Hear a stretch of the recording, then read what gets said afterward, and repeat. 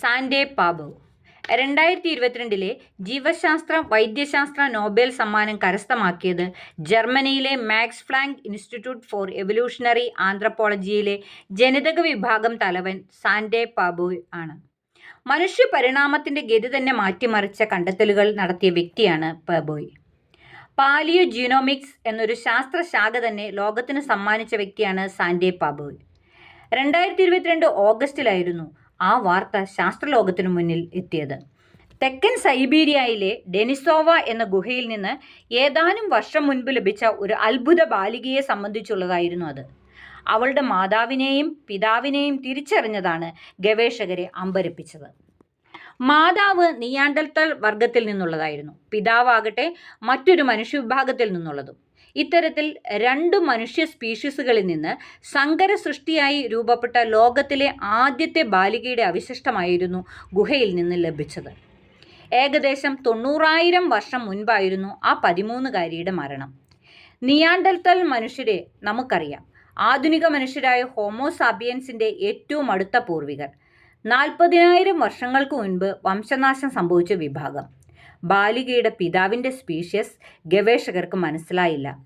ബാലികയെ കണ്ടെത്തിയ ഗുഹയുടെ പേര് തന്നെ ആ മനുഷ്യ വിഭാഗത്തിന് നൽകി, ഡെനിസോവൻസ്. 13 വയസ്സുള്ള ആ പെൺകുട്ടിയുടെ DNA-യിൽ നിന്നായിരുന്നു മനുഷ്യ പരിണാമത്തെ തന്നെ മാറ്റിക്കുറിക്കുന്ന ആ കണ്ടെത്തൽ. ഈ കണ്ടുപിടുത്തത്തിന് നേതൃത്വം കൊടുത്ത ഗവേഷകനാണ് സാൻഡേ പാവോ. ആധുനിക മനുഷ്യർ അഥവാ ഹോമോസാപ്പിയൻസ് എങ്ങനെയാണ് നമ്മുടെ പൂർവികരിൽ നിന്ന് പരിണാമം സംഭവിച്ച് വന്നത് എന്നതിൻ്റെ നിർണായക കണ്ടെത്തലുകൾ കൂടിയാണ് അദ്ദേഹത്തിന് നോബൽ സമ്മാനം ലഭിച്ചതിന് പിന്നിൽ. വൈദ്യശാസ്ത്രത്തെയും ജനിതകശാസ്ത്രത്തെയും പാലിയന്റോളജിയെയും ഒന്നിപ്പിച്ചതും സാൻഡേ പാവോയുടെ നേട്ടങ്ങളിൽപ്പെടുന്നു. ഏതാനും വാചകങ്ങൾ പറഞ്ഞവസാനിപ്പിക്കാനാവില്ല പാവോയുടെ നേട്ടങ്ങൾ. അതിനു പിന്നിൽ വർഷങ്ങളോളം വിയർപ്പൊഴുക്കിയതിൻ്റെ കഥയുണ്ട്. ഒരിക്കലും നടക്കില്ലെന്ന് കരുതിയ കാര്യം കണ്ടെത്തിയതിൻ്റെ അത്ഭുതവുമുണ്ട്. ഈജിപ്തിലെ പിരമിഡുകളിലെ മമ്മികൾക്കും ഈ നോബൽ സമ്മാനവുമായി ബന്ധമുണ്ട്.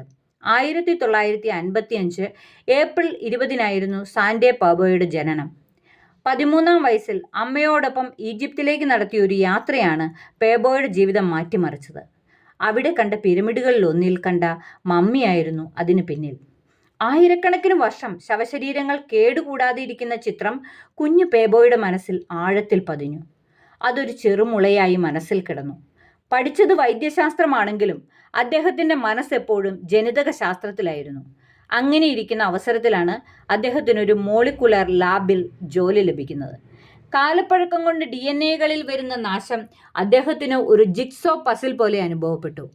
വളരെ പ്രയാസകരമായിരുന്നെങ്കിലും അദ്ദേഹം തൻ്റെ പരീക്ഷണങ്ങൾ മടുപ്പ് കൂടാതെ മുന്നോട്ട് കൊണ്ടുപോയി.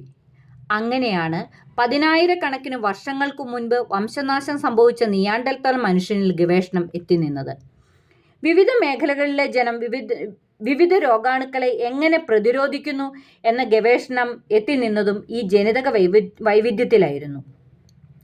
ആധുനിക മനുഷ്യരിലെ നിയാണ്ടർത്തൽ ജീനുകളുടെ സാന്നിധ്യം കോവിഡ് കാലത്തും പാബോ ചർച്ചയാക്കിയിരുന്നു.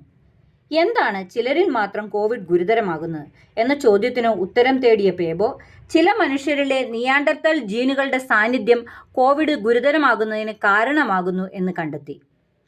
എന്നാൽ ഇതേ ജീനുകൾ തന്നെ HIV ബാധിക്കുന്നതിനുള്ള സാധ്യത കുറയ്ക്കാൻ സഹായിക്കുന്നു എന്നും അദ്ദേഹം കണ്ടെത്തി.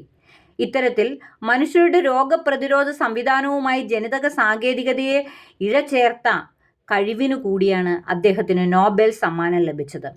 പാബോ വികസിപ്പിച്ചെടുത്ത സാങ്കേതിക വിദ്യയിലൂടെ ലോകത്തിൻ്റെ വിവിധ ഭാഗങ്ങളിൽ ഗവേഷകരിന്ന് മനുഷ്യൻ്റെ പൂർവികരിൽ മാത്രമല്ല 10,000-കണക്കിന് പഴക്കമുള്ള ജൈവ സാമ്പിളുകളിൽ വരെ ജനിതക പരിശോധന തുടരുകയാണ്. അസാധ്യമെന്ന് കരുതുന്നവ സാധിക്കുമ്പോഴാണല്ലോ നേട്ടങ്ങൾക്ക് തിളക്കമേറുന്നത്.